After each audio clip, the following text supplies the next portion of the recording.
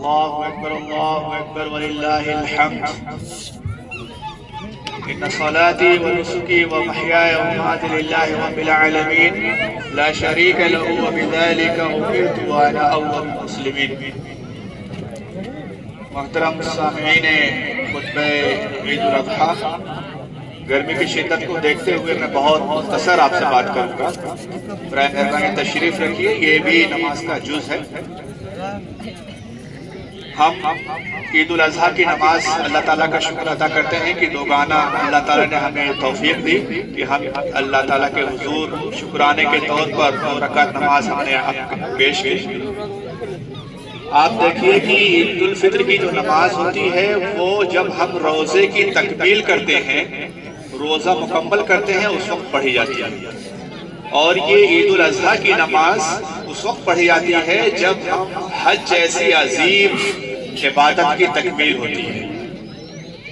گویا حج کی جو عید الفطر کی نماز کی ابتدا ہم صدقہ فطر سے کرتے ہیں اور عید الاضحیٰ کی نماز جو ہے ہم قربانی کر کے.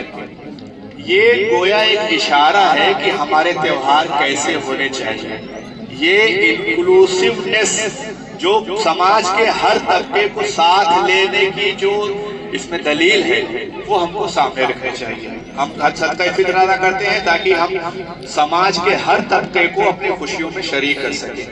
ہم قربانی کرتے ہیں اور قربانی کے جانور کا یہ حکم ہے کہ آپ اس کے 3 حصے کر کے ایک حصے غریبوں میں جو مجبور ہیں، جو محتاج ہیں، جو ضرورت مند ہے ان میں تقسیم کریں، ایک حصہ رشتہ داروں میں کریں اور ایک حصہ اپنے لیے بچائیں. یہ روح ہے اسلام کے تہواروں کی. ہم تکبیر تشریق کہتے ہیں.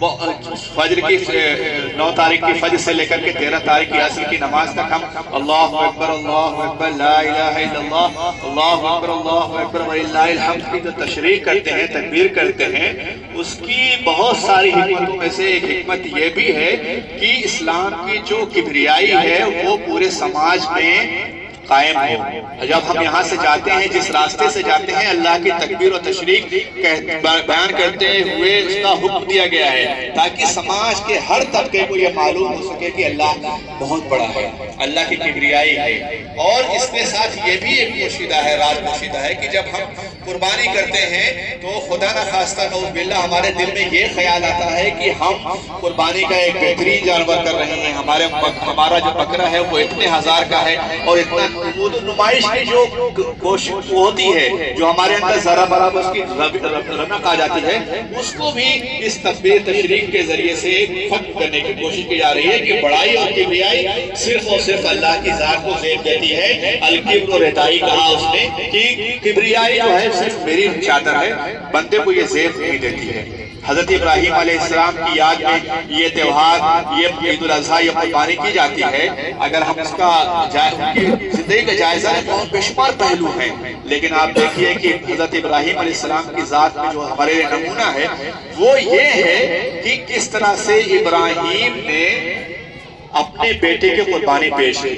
ہم کو یہ جائزہ لینا ہے کہ کیا ہم اس پوزیشن میں ہیں. ہم جانور کے عیب کو تلاش کر لیتے ہیں، لیکن کیا ہمارے دلوں میں جو عیب پوشیدہ ہے اس کو تلاش کر سکنے کی پوزیشن میں ہیں. ہم جانوروں پر تو چھری چلا دیتے ہیں، لیکن اپنی جو نفس کی برائیاں ہیں، جو مادہ پرستی کی برائی ہے، جو دنیا پرستی کی برائی ہے اور جو ہمارے اندر برائیاں اس پر چھری چلانے کے تیار ہیں. ابراہیم بت شکن تھے. ہم نے اپنے دلوں میں کتنے بت پال رکھے ہیں، کتنے صنم پال رکھے ہیں، کبھی اس کا ہم نے جائزہ لیا ہے؟ ہمارے اندر بے شمار بت ہیں. صرف وہ پتھر کے صنم نہیں ہوتے بلکہ ایسے بت بھی ہوتے ہیں جو ہمارے نفس کا بت ہوتا ہے، ہماری خواہشات کا بت ہوتا ہے، ہماری نفسانی خواہشات کا بت ہوتا ہے، ہمارے بہت سارے مادہ پرستی کا بت ہوتا ہے، دنیا پرستی کا بت ہوتا ہے. یہ سارے بت ہوتے ہیں. اگر ہم ابراہیم کی سنت پر عمل کرنا چاہتے ہیں تو یہ سارے بتوں کو جو ہم تراش رہے ہیں اس کو توڑنا پڑے گا. ابراہیم کی سنت یہ ہے کہ اس نے نمرود وقت کے سامنے جھکنے سے انکار کر دیا تھا. آج کے نمرود کے سامنے ہم کس طرح سے گھٹنے ٹیک دیتے ہیں، ذرا اس کا جائزہ لیں. ذرا سی ترغیب، ذرا سی لالچ، ذرا سی ترہیب اور ڈر، کس طرح سے ہم اپنے ایمان کا سودا کر لیتے ہیں. کیا یہی ابراہیم کی سنت ہے؟ ابراہیم نے اپنے بیٹے کی قربانی پیش کی ہم کن چیزوں کو، اپنی صلاحیتوں کو، اپنے وقت کی، اپنے بیٹے کی، اپنے مال و متاع کی، اپنے عزیزوں کی قربانی پیش کرنے کی پوزیشن میں ہیں؟ اگر ہیں تو ٹھیک ہے، تو ہم ابراہیمی سنت کو ادا کر رہے ہیں۔ ابراہیم جب بڑھاپے میں بھی دعا کر رہے ہیں، رب حب لی من الصالحین، رب حب لی من الصالحین، صالح اور نیک اولاد کی دعا کر رہے ہیں۔ ہماری کتنی خواہش ہوتی ہے نیک اولاد کی؟ صرف خواہش ہوتی ہے، اس کے لیے دعا کتنی ہوتی ہے؟ صرف دعا ہوتی ہے، اس کے لیے دوا کتنی ہوتی ہے؟ تربیت کے لیے کیا کیا ہم کرتے ہیں؟ یہ ساری چیزیں سورہ ابراہیمی سے ہم کو ملتی ہیں۔ یہ قربانی ایک مزاج پیدا کرتا ہے، ایک جذبہ پیدا کرتا ہے۔ یہ مزاج اور یہ جذبہ اگر ہمارے اندر پیدا نہیں ہوتا ہے تو یہ صرف جانور کے گردن پر چھری چلا دینا، یہ ہر سال آئے گا اور ہر سال چلا جائے گا۔ ہماری زندگیوں میں اس کا کوئی خاطر خواہ تبدیلی نہیں آئے گی۔ اللہ تبارک تعالیٰ سے میں دعا کرتا ہوں اللہ تعالیٰ ہم کو قربانی کی روح کو سمجھنے اور اس پر اس کے تقاضوں کے مطابق عمل کرنے کی توفیق عطا فرمائے۔ وآخر دعوانا الحمدللہ رب العالمین۔